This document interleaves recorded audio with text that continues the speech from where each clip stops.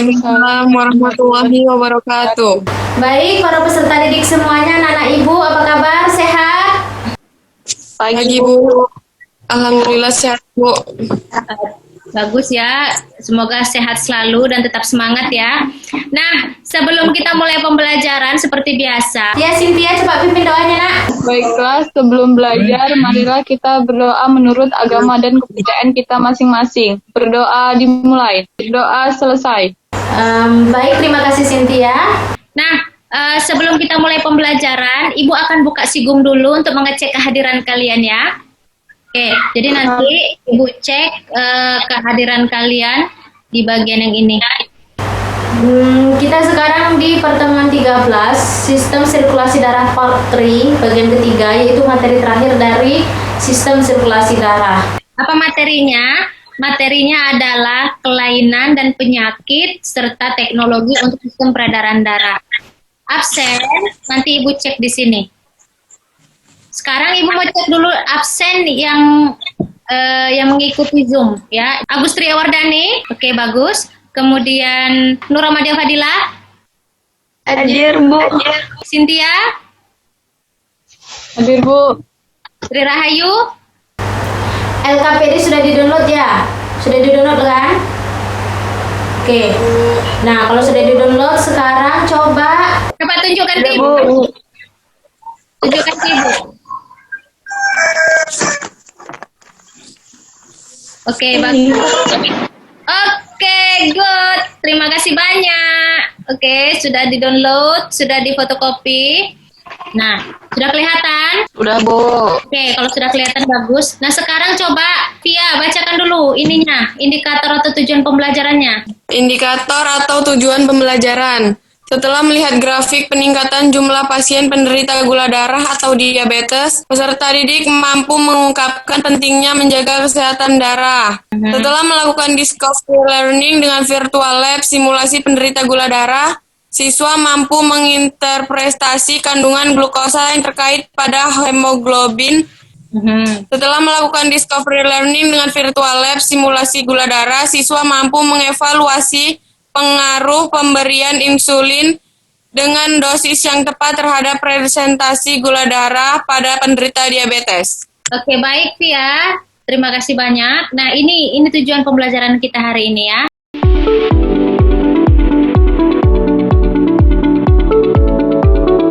Ya, kita lihat bagian observasi atau melakukan pengamatan. Di LKPD kalian juga sudah ada ya. Perhatikan gambar di bawah ini. Di bawah ini adalah grafik prevalensi. lihat, ini grafiknya. Nah, pada tahun berapa?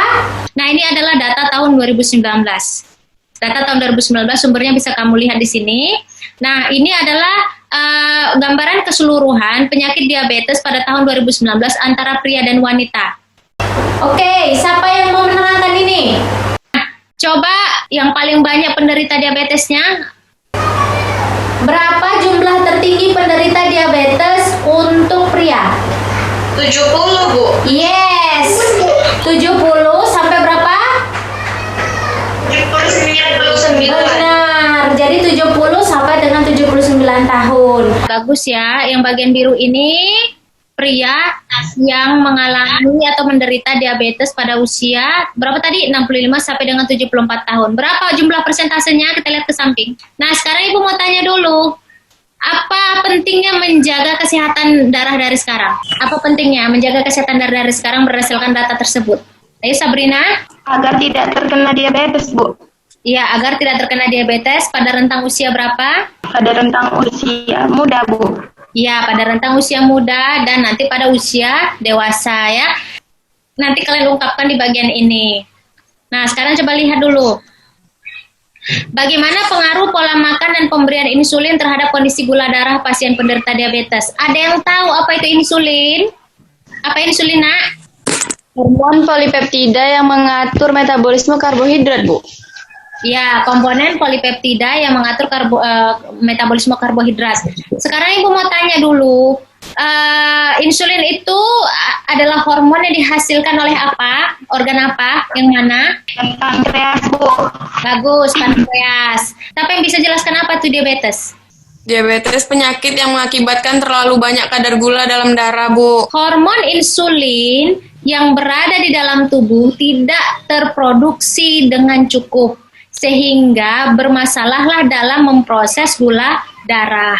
Oleh sebab itu dibutuhkanlah insulin sintetis atau insulin buatan, ya. Kita lihat dulu di modul. Loh, yang lainnya mana nih kok keluar? Ya, jaringan, Bu. Jaringan, ya, nggak apa-apa ya jaringan. Oke, nah sekarang kita lihat dulu di sini. Nah, diabetes, nampak tulisannya ya. Diabetes itu terjadi ketika glukosa darah, juga disebut juga gula darah terlalu tinggi. Sampai sini paham pemberian insulin? Paham, Bu. Oke, paham ya? Paham, Bu.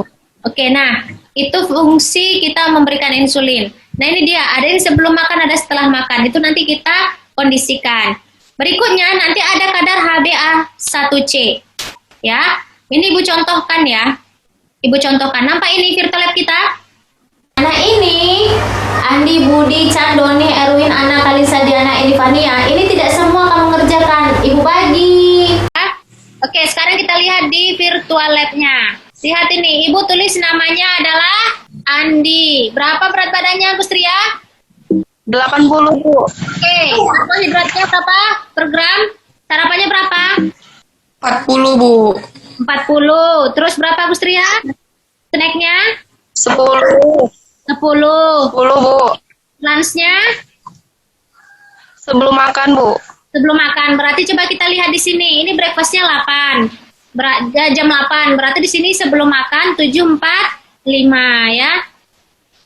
Dosis humulin I-nya juga kita buat 13 14 misalnya. Run simulation. Catat ya Gustria. Nah, berapa HbA1c-nya? 7,7%. Ya, 7,7%. Kalau 7,7%, nah di sini 7,7%. Keterangannya normal, prediabetik apa diabetik? 6%, Bu. Ya, kurang dari Diabetik, Bu. kurang dari 6%. Berarti kalau si Andi tadi kadar HbA1-nya 7, Diabetes, Bu. yes. Berarti di sini keterangannya adalah diabetik atau menderita diabetes. Berarti pemberian insulin dan pola makannya belum bisa mengendalikan kadar HbA1c-nya. Itu analisanya. Makanya nanti dibuat di sini apa yang perlu diperbaiki. Apakah asupan glukosanya ataukah pemberian insulinnya dirubah sebelum makan atau setelah makan. Begitu.